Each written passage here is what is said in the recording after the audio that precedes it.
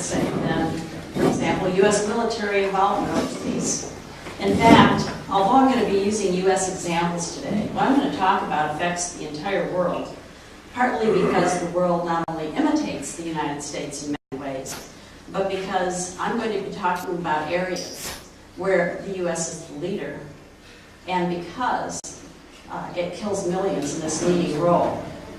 This ripples out and affects every nation in the world. So I'm excited about this topic in the sense that we don't talk about it much, but it's obviously very horrendous to talk about killing millions. I think there are solutions, but I would like to first alert you to what the problem is. And basically, the problem is consumer protection. Yes, it's the protection that kills. And let's talk about that a little bit. Back in the 80s, there were a couple researchers who decided that the literature didn't have much in the way of showing how well consumer protection works. So Sidney Carroll and Robert Gaston decided they would prove to the world how well consumer protection works. Now, they did this in the United States because they realized that every state had different types of regulation. So they looked at, for example, electrician licensing. And what they expected to find was that accidental electrocutions increased in states that didn't have much regulation on the licensing of electricians. What they got was, pardon the pun, a shock. They found that just the opposite was true. The more rigorous the licensing requirements in each state, the more accidental electrocutions happened there. Well, of course, because they believed that consumer protection worked, they knew that couldn't be right. So they then went on and looked at dental hygiene in states that had different requirements for dentist licensing. Guess what? They found the same thing. Dental hygiene was poorer in states that had more rigorous regulation. They said, well, this can't be right. Let's look at optometrists. Let's look at blindness in states and compare it to the level of optometry regulation. What they found is that the more requirements there were to license optometrists, the higher the level of blindness was in the state. Now, they finally believed. So then they wanted to find out why this was. So they did some other studies, and what they found out is that when you have very rigorous licensing, you have fewer practitioners because you can't afford to go to the extra schooling, take the extra time, whatever. So you have fewer practitioners, and of course supply and demand dictates that the fewer practitioners, the higher prices. Higher prices means that especially the poor people can't afford it. So instead of, for example, calling an electrician, they either don't bother or they try to do the repair themselves and become electrocuted. So the result they found, which is a very important one for libertarians to understand, is that even though the quality might have gone up, less quality service is delivered because people simply can't afford to use the service. Now, think about this for a minute. We've talked about areas in which usually, maybe with the exception of electricians, this is not a matter of life and death. But what happens to the body count when we're talking about licensing of a product or service that is life-saving? What happens then? And to share with you something that can be calculated and can be probably easily understood, I'm going to talk about the U.S. FDA. Now, like I said, don't think for a moment that what the FDA does only stays in the United States. As we'll see, it has rippled outward, so this is very important. Here's a snapshot of their website, their older website. After I gave a similar talk to some higher-up FDA managers, they actually changed their website. And here, notice that they are saying that medicines, biologics, and medical devices are safe and effective when approved by the FDA. Well, I have to tell you that everybody at the FDA and everybody in the medical device and pharmaceutical industry knows to be a lie. Why? Well, how do you measure safety? Is a drug safe when it has no side effects at all? When it has minor side effects? Or is it safe when It may cause death, but it may also save someone from a terminal illness. How do you define safe? It's not so clear. And effectiveness. Does a drug have to be effective in everyone to be approved? Well, if it is, we wouldn't have any approvals at all, because I can assure you that no drug is effective in everyone. It doesn't have to be effective most of the time, some of the time. As you can see, this is quite arbitrary. So, how do you measure this? How do you measure the impact of licensing of drugs? I'm going to talk specifically about that. Well, we're fortunate in terms of wanting to measure it because the 1962 Kefauver-Harris amendments that were passed in the wake of the thalidomide tragedy, for those of you who remember that, actually changed the whole face of pharmaceutical development. And they basically are the regulations that are still mostly responsible for what happens today in the drug industry. They basically established efficacy testing. I'm not even going to go over all these things, but basically what they tell you is that the FDA was given jurisdiction over every aspect, basically, of the development process, which had not been true before 1962. And what happened, basically, with this carte blanche, is that the development time, the time it takes from a drug to get from the laboratory bench to the marketplace increased dramatically. Here in blue, we see that from 1948 to 1961, if anything, the development time went down. This isn't really significant, but except to say that it wasn't going up. Okay. After the 62 amendments, as you can see, in the red bars, it went up all the time. Every decade, you're seeing bars that represent a decade, and it is still going up. This is because by giving basically carte blanche to the regulators, they can keep adding every year more and more requirements, and they do. Why? Because if they approve a drug and it turns out to have side effects, and all drugs do, as you can see, and Congress gets wind of this, the FDA examiner who signed off on it is going to be called into Congress and berated and possibly will lose his or her job. So the FDA examiners have every incentive to delay approval and make sure they can think of every possible test that they could possibly do, so that if the drug is brought forward to the public in a bad light because it has side effects, they can defend their job and themselves. Now, what's interesting about this is even the government agrees that the temporal regulatory burden is huge. As you can see from the graph, the development times have more than tripled since these regulations were passed.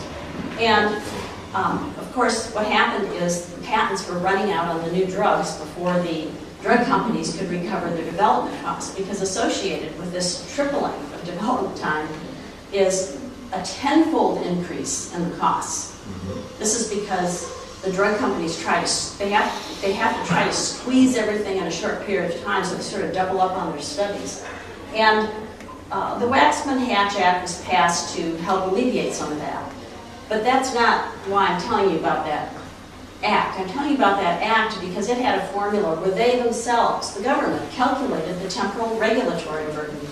And they calculated it at 84% of the development time. In other words, 84% of the delay in getting a drug to market is due to regulation. Even the government admits it. Now, think about this. You or your loved one is ill. You want a new drug, but it's in this 15-year development cycle, and you can't get it. What happens?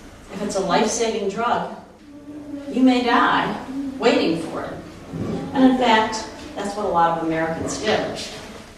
Because we know how long it took to develop drugs before the regulations were passed and afterwards, we can calculate the delay for each one of the decades after the, well, I can see my PowerPoint's off a little, after the amendments were passed.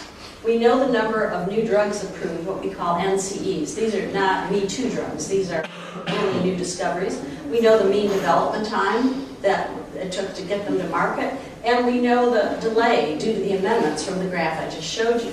So we can calculate the lives lost due to the delays for each decade because we know from past experience, now that these drugs have been on the market, we know how many lives they save every year. 4.7 million Americans died prematurely waiting for drugs that were in the pipeline but not at the market because of these regulations. 4.7 million. Now, this part, this is the smaller part of what I'm going to tell you today. And it mostly did happen in the United States because after the thalidomide tragedy, Europe was a little smarter and didn't change the regulations in a way that delayed development right away. But they started imitating the FDA as time went on. So this effect did end up coming in overseas. But 4.7 million Americans lost their lives early due to the delay in the development time. And this is, of course, a lot of people. Now, you might say, well, yes, but if these regulations saved 10 million people, then it would be worth it, right? It makes sense. We can actually calculate what the expectations would have been without the amendments because we can look at the U.S. drug casualties for the 12 years before the amendments were passed. Now, there were 4 major drug problems during that time. I have included in the body count not only those who died, but those who were adversely affected to a strong degree. And you can calculate then what the expectation would have been for the next 40 years since the amendments were passed, adjusting for population, of course. And what you find is that, at best, 62 amendments minus 7,000 people. A far cry from the 4.7 million that lost their lives. Now, of course, in any data set like this, there may be a little error.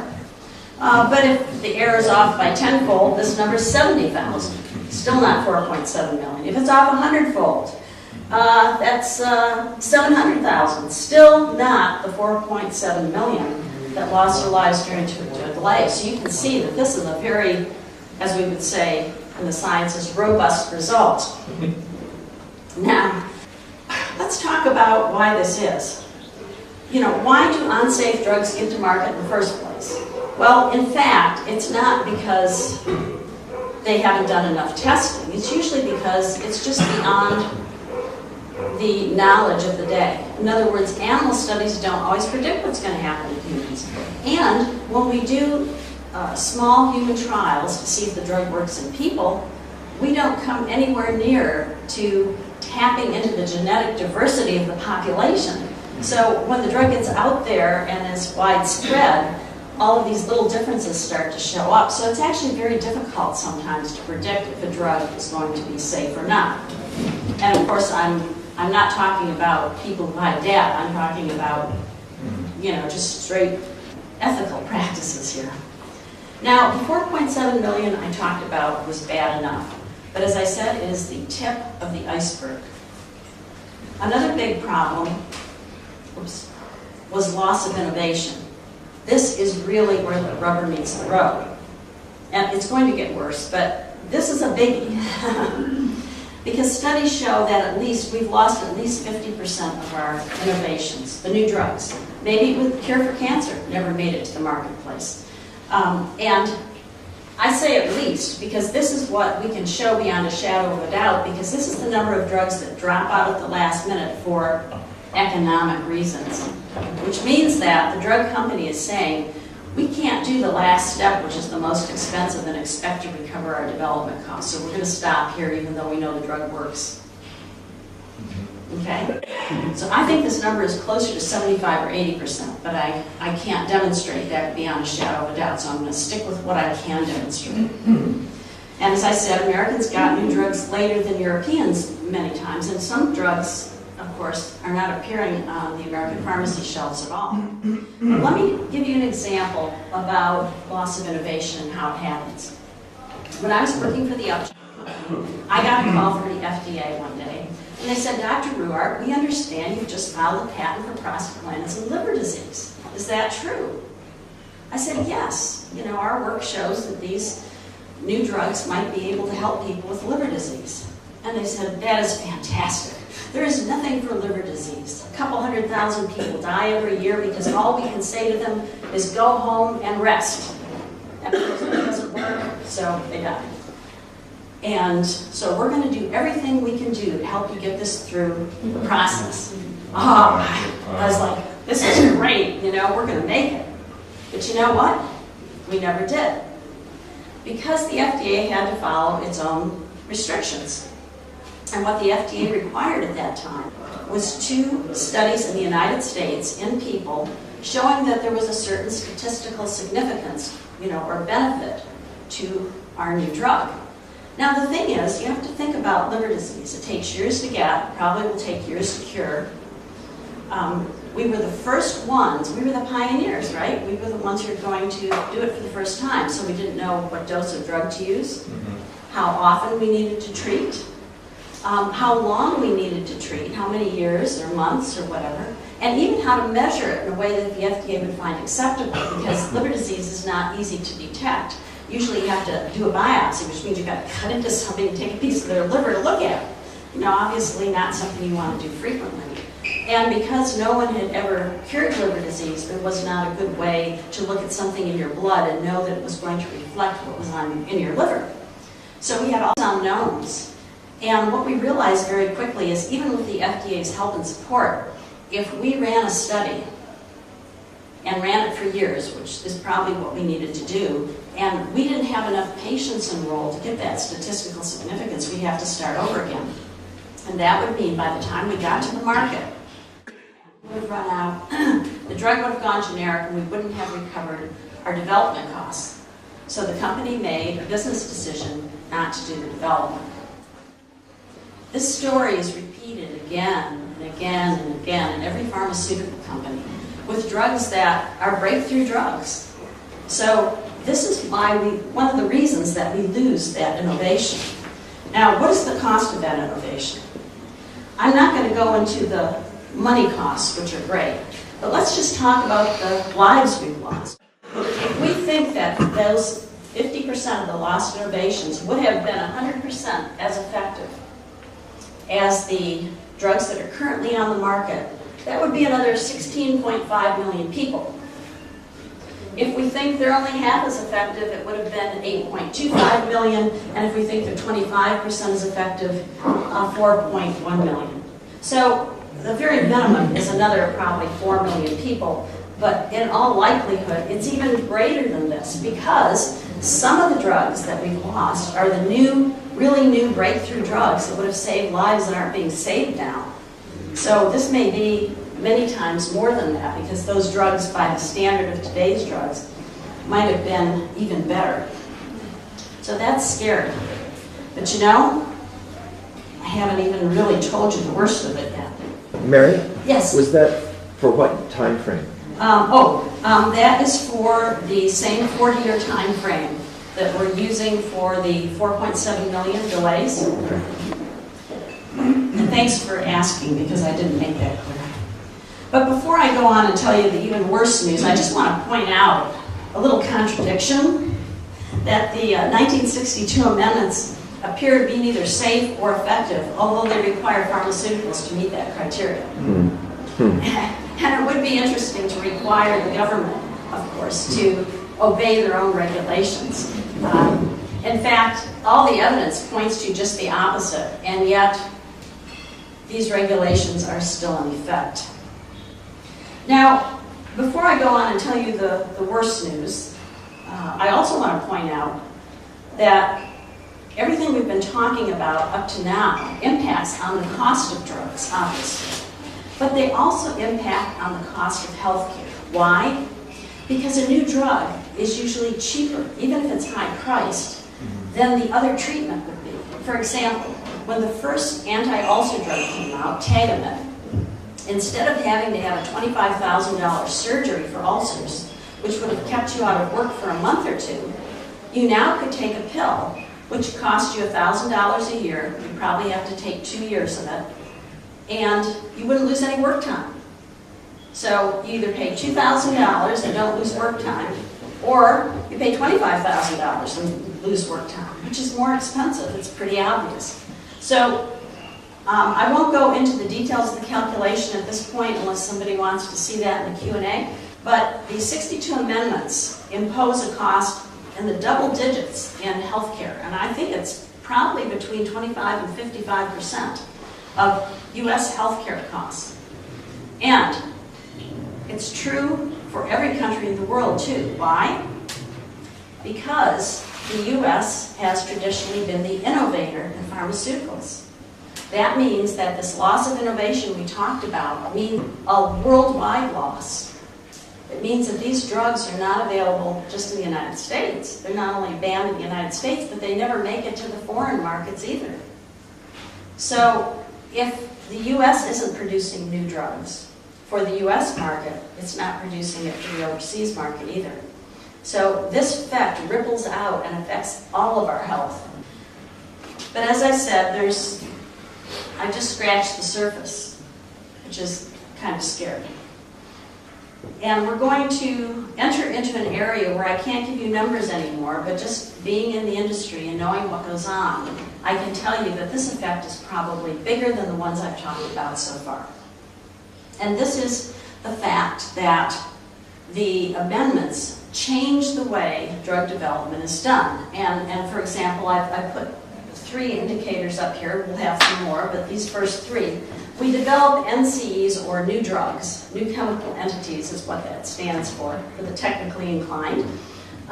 Instead of promoting secondary uses for older products where we know the side effects.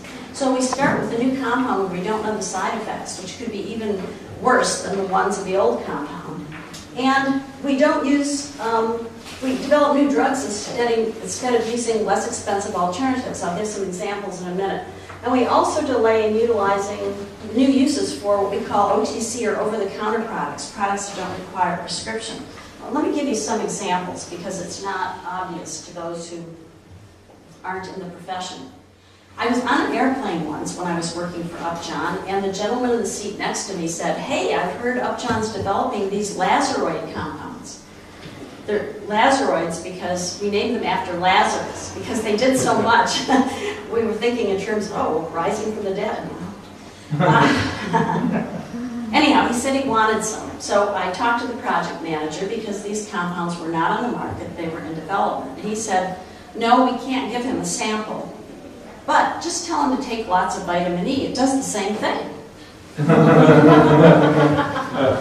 So if over-the-counter vitamin E is going to solve this problem, why are we spending, it's up to $1.2 billion per new drug now, if you count capitalized cost. Why are we spending all this money developing it? Because these amendments prevent us from taking vitamin E, which incidentally, Upjohn was one of the biggest producers of at that point in time, and advertising it for these diseases that we wanted to have these Lazaroids for. Why? Because in order to make those claims, the FDA requires us to jump through the $1.2 billion hoop on vitamin E. And the problem is, because it's generic, or off-patent, or however else you want to say it, we can't recover our development costs. So we can't do it. So think about how much more expensive that makes it. In fact, fish oil is another great example. Fish oil does a lot of wonderful things, for those of you who don't know it. And actually, something you might want to think about. But one manufacturer said, I'm going to jump through the $1.2 billion hoop because I think I can sell enough of this stuff to get my development costs back. He did that. And he is able now, or he, I say he, the company is now able to go to doctors and say, our fish oil is the only one that's FDA approved, so you should recommend ours to your patients. Now, my sister actually qualifies for a prescription for fish oil, so she went to her doctor, and the doctor said that showed her that the copay was as much as she could go to Walmart and purchase the fish oil for. Basically the exact same thing. So it's crazy. That's how our healthcare costs are being moved upward. But there's even worse. When the amendments first came out, Bayer Aspirin already knew that aspirin might be helpful in preventing heart disease. So they went to the FDA and said, what do we need to do to, market our little calendar pack? Look, we got the right dose, and everything. It's just like a birth control pill pack so nobody goofs and takes too much, What do we have to do to market this? When they found out, they said, can't do that. Aspirin doesn't have a patent, will never cover our development costs. So the public waited, not only the American public, but basically the worldwide public, didn't really hear about the beneficial effects of aspirin on cardiovascular disease until about 20 years later. Think of all the people who died unnecessarily because bare aspirin was forbidden to sell that product and advertise and educate the public about how important that was. But the real clincher, the one that gets me, is what I call the American thalidomide. Bet most of you haven't heard of it. And even as I tell the story, you won't recognize it. You know, remember I told you that these amendments were passed because of the thalidomide tragedy. Basically what happened is a very safe sleeping aid started to be prescribed for morning sickness because they found that it helped morning sickness. But if you took it during a certain 1 month period of pregnancy, the children were born with missing limbs. This is a very big tragedy, and about 10,000 European babies were affected because it came out in Europe first. In the U.S., what happened because of the passage of the 62 amendments was that people in the U.S. and really to a large degree throughout the world were unaware of something we knew in the 1980s, which was that folic acid could almost totally prevent what we call neural tube defects. It's a type of birth defect like spinal bifida. Now, while the thalidomide babies lost a limb, at least they were normal in every other way. The spina bifida, most of these children have to be institutionalized because they simply aren't functional. And so this, talking about this and advertising this would have been a wonderful thing because a woman has to take it in the early months of pregnancy, sometimes when she doesn't know she's pregnant, right? So really, all women of childbearing potential should have at least considered this. But the FDA told the folic acid manufacturers if they advertised this, they would get shut down. And even when the Center for Disease Control, another American government body, started saying, hey, we're going to tell people about this, the folic acid manufacturers were forbidden to even mention that the Center for Disease Control was making this recommendation. And of course, had they been able to do that, there would have been widespread advertising on the television. Young American women would have known about it, and we would have essentially eradicated neural tube defects like spina bifida back in the 80s. But what ended up happening is about 25,000 children were born with these defects that didn't need to be, and probably as many were aborted because it's something you can test for in the womb. So this was way more tragic than the thalidomide incident, and yet you never hear about it. That's why I call it the American thalidomide tragedy, because I think it's important to know. Now, the other thing that really was a big issue, just like I talked about the lazaroids and vitamin E, basically all the claims for nutrients were not allowed anymore in the United States. They were made indirectly. Magazines would write about them, but doctors didn't learn about them in medical school because that wasn't considered to be legit. And vitamins can do a lot of things. You know, when I was at Upjohn, I was there in the years before genetic manipulation. So we had these rats that we had bred and fed well, so they were nice and healthy, and they didn't get sick. And so, if we wanted to test our drugs in a disease, we had to make them sick somehow, right? Well, the only way we could do it is to take away their vitamins. This is a sign that if you give the right vitamin mix, you're going to promote health, right? And yet, all of a sudden, vitamin manufacturers, many of whom were pharmaceutical companies at the time, couldn't make these claims. The first vitamin supplement in the U.S. was put out by a pharmaceutical firm, the one-a-day multiple vitamins, which I'm sure many Americans remember. I don't know how it was in Europe, but anyhow, so as you can see, and of course alcoholism and the liver disease that comes from it, a lot of that can be treated with a proper nutrient mix. There's a lot of inexpensive treatments for disease. I've named a couple. And again, they're rarely studied because you cannot advertise them and expect to recover your development costs. And of course, the FDA spent a lot of time going after vitamin companies that made claims and shut many of them down. Now, You say, well, what does this have to do with us and other overseas? Well, guess what? These regulations are now being harmonized throughout the world through Codex. I don't know how many of you have heard of Codex, but I've put the website up there so you can learn a little more about them. They're a joint product of the WTO, the UN, and the Food and Agriculture Organization. And because of treaties, they've been adopted by the World Trade Organization.